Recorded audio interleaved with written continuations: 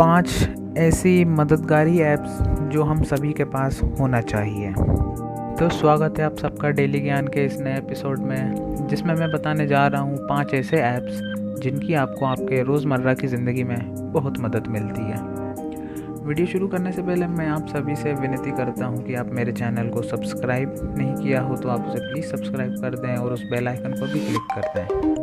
तो चलिए शुरू करते हैं हमारी वीडियो को। तो सबसे पहली ऐप में अपन आ जाते हैं स्कैनर पे। देखो, स्कैनर की ज़रूरत सबको पड़ती है। एप्लीकेशन वगैरह जब ओपन रिटर्न फॉर्म में किसी चीज़ को भी स्कैन करना होता है, कोई डॉक्यूमेंट सबमिट करना होता है, तो उसके लिए स्कैनर की तो आपको ज़रूरत पड़ेगी। और जब से चाइनीज़ ऐप्स बैन हुई हैं, कैम स्कैनर तो बंद हो गया है। तो उसके ये 2 अल्टरनेटिव स्कैनर हैं जो मैं बता रहा हूँ। एक तो ये है अडोब स्कैन, मेरे पास तो अडोब स्कैन है, और आप चाहें तो माइक्रोसॉफ्ट ऑफिस लेंस भी यूज़ कर सकते हैं। ये भी ठीक ठाक है, मैंने तो यूज़ किया था, पर मैं अडोब स्कैन को ज़्यादा प्रेफर करता हूँ क्योंकि इससे थोड़ा सा इसका यूज़र इंटरफेस थोड़ा सा आसान है माइक्रोसॉफ्ट ऑफिस लेंस के कंपेयर में। दूसरी ऐप के लिए आपको प्ले स्टोर की ज़रूरत नहीं है। आपको इसे एक्सटर्नल सोर्स से डाउनलोड करना पड़ेगा। आप इसे क्रोम से कर सकते हैं, आप या फिर जो भी ब्राउज़र यूज़ करते हैं आप उससे इसको डाउनलोड कर सकते हो। तो इसका नाम है हैप्पी मोड। जी हाँ, तो ये हैप्पी मोड का कुछ इंटरफेस ऐसा दिखेगा। आप जब भी कहीं भी सर्च करोगे आप इसको डाउनलोड कर लेंगे। तो आपको डाउनलोड करने के बाद इससे क्या होता है कि आपको अगर कोई सी एप्लीकेशन डाउनलोड करनी है लेकिन उसमें पैसे लग रहे हैं, जैसे कि ये एक एप्लीकेशन है यूआर आवर नाम की, इससे आपको फ़ोन एडिक्शन कम करने में मदद मिलती है, लेकिन इसका जो प्रीमियम कंटेंट है वो 249 रुपीज़ का है। तो आपको अगर ये आइटम फ्री में चाहिए तो आपको उसके लिए ये हैप्पी मोड की ज़रूरत पड़ेगी। आपको बस करना ये हैप्पी मोड को इंस्टॉल कर लेना है और उसका आइकन आपका कुछ इस तरीके से बना आ जाएगा।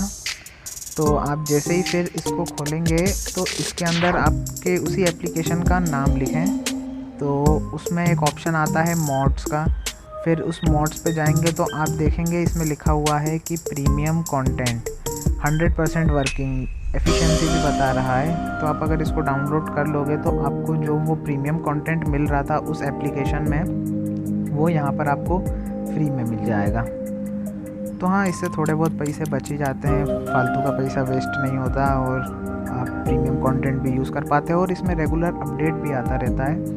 तो इस चीज़ की फ़िक्र भी नहीं करनी होती है कि आगे चल के बंद हो जाएगा।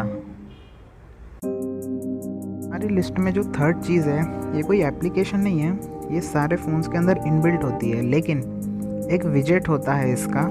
विजेट मतलब जब भी अपन कोई ऐप इंस्टॉल करते हैं तो उस ऐप के साथ कुछ विजेट्स आती हैं जिसको अपन होम स्क्रीन पर लगा सकते हैं, ताकि हमको ज़्यादा अंदर फ़ोन में ज़्यादा जाना ना पड़े और अपना काम एक तरीके से आसान हो जाए। तो इसमें अपन को क्या करना है कि हमारे फ़ोन में टॉर्च होती है, ठीक है। अगर आप इंडिया में, पाकिस्तान में, श्रीलंका में, बांग्लादेश में, भूटान में, नेपाल में, अफ़गानिस्तान में, अमेरिका में रहते हैं तो आपको तो पावर कट की तो आदत हो गई होगी, तो पावर कट के साथ अंधेरे की भी आदत हो गई होगी। तो अब अंधेरे में उजाला कैसे करें? अंधेरे में उजाला करने के लिए सबसे बढ़िया चीज़ है क्या? टॉर्च जलाएंगे तो उजाला हो जाएगा।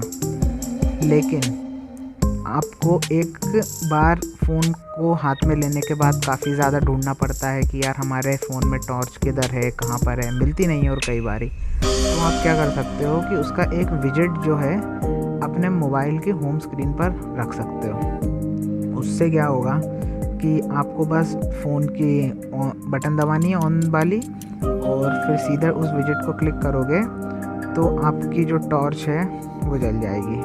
अब कभी कभी कुछ फ़ोनों में, जैसे सैमसंग या फिर कुछ अदर डिवाइसेस, इनके अंदर ऐसी विजेट डायरेक्ट नहीं मिलती है, तो यहाँ पे नोटिफिकेशन सेंटर में भी टॉर्च मिल जाती है कई फ़ोन्स के।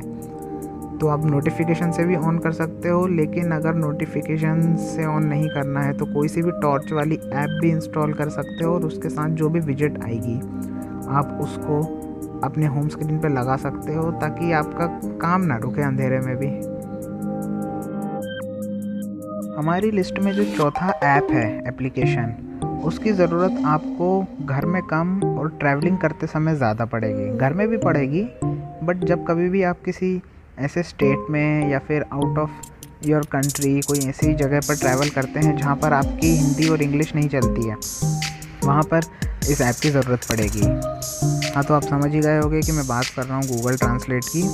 तो गूगल ट्रांसलेट के अंदर बहुत ही बढ़िया फीचर्स आ गए हैं। अब मैंने तो 3 महीने जो चाइना में बिताए हैं वो गूगल ट्रांसलेट की उसी पर बिताए हैं कि अगर गूगल ट्रांसलेट नहीं होता तो मेरी तो ज़िंदगी मुश्किल हो जाती वहाँ पे।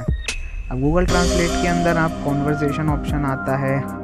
कॉन्वर्सेशन में आप क्या कर सकते हो कि सामने वाले की लैंग्वेज सेट कर दो एक तरफ और अपनी लैंग्वेज सेट कर दो एक तरफ। आप उसकी बटन दबाओगे और उससे बोलोगे कि आप कुछ बोलो, तो वो उसकी लैंग्वेज में आए बोलेगा और ट्रांसलेट होकर आपको आपकी लैंग्वेज में मिल जाएगा।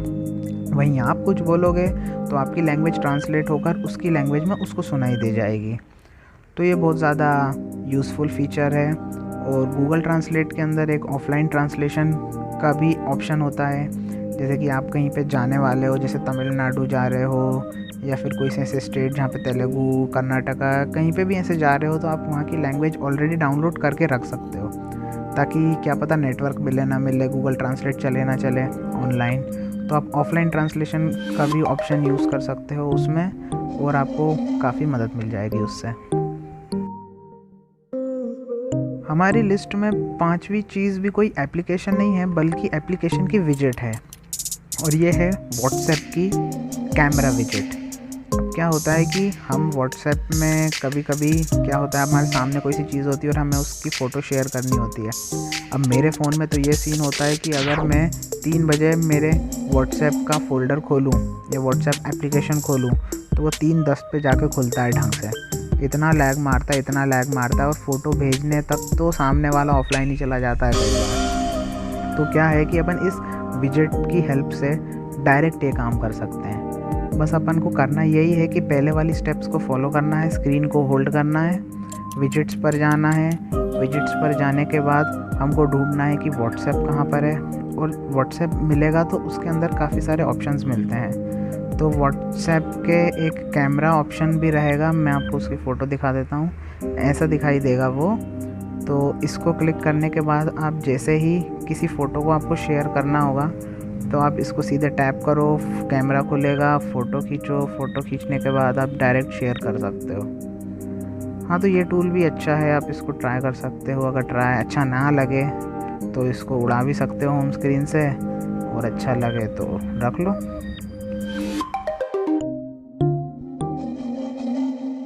तो फिर आज की वीडियो में बस इतना ही। बहुत बहुत शुक्रिया वीडियो देखने के लिए। साथ ही साथ कमेंट कर देना यदि आपको किसी और एप्लीकेशन की ज़रूरत है या फिर कोई ऐसे छोटे मोटे हैक या ट्रिक्स चाहिए हों, तो मैं खुशी खुशी उनको अपलोड कर दूंगा। और वीडियो पसंद आई हो तो लाइक मारना, सब्सक्राइब कर देना मेरे चैनल को, और शेयर करना, क्योंकि प्यार, व्यूज़ और सब्सक्राइबर शेयर करने से ही बढ़ता है। ओके, मैं भी चलता हूँ। Bye bye.